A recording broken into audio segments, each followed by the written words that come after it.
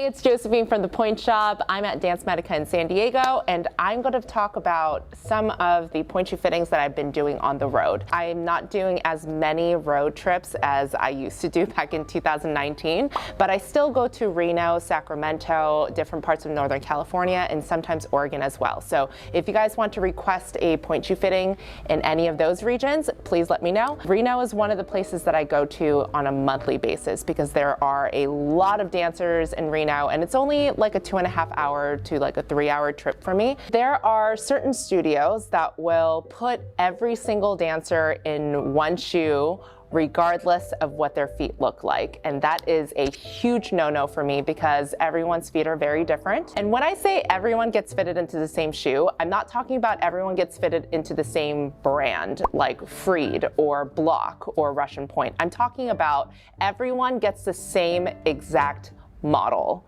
regardless of what the shoe is. If you give me a brand, it's still a bit workable because each brand has a lot of different models that can fit you. But if you're giving me only one shoe to work with, then that is a whole different ball game. For this dancer, she is extremely flexible on the top of her foot. There's a vamp elastic on top. She was trying to mitigate that because her metatarsals were way too far over on the vamp. The vamp was way too short. The dancer was sickling. She was way too far over. And when she came to me, this dancer actually had a little bit of an injury on the top of her foot. I'm not sure what it could be. It could be extensor tendonitis. It could be the beginning of a stress fracture, which would be horrible. But that's the thing that will happen if the vamp is way too short for you, if the shoes don't fit. This particular studio really emphasizes short vamps because they want the dancers to roll through.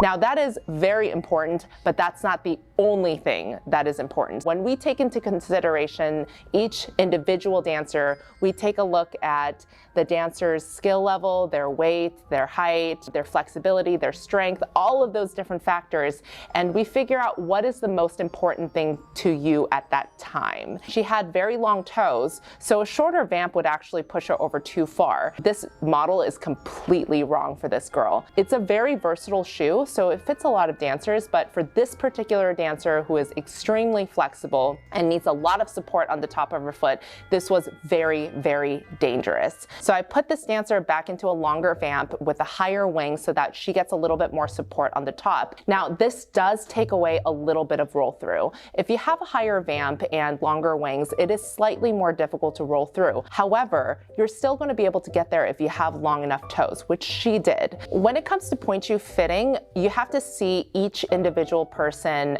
as an individual. Every person is different, and even if you have similar feet to your friend or your sister, you may be in a completely different shoe because that's not the only factor that we take into consideration. What is fantastic on one dancer may cause an injury on another. So this was very visible to me. Sometimes it's not always visible, but you can see the drastic difference between the two, and this may change. It may be different later on. I don't know what the dancer is going to do in the future, but as of right now, this was the safest choice. Sometimes roll through is a priority, but in this case, it wasn't. What is a priority may be different for every single person.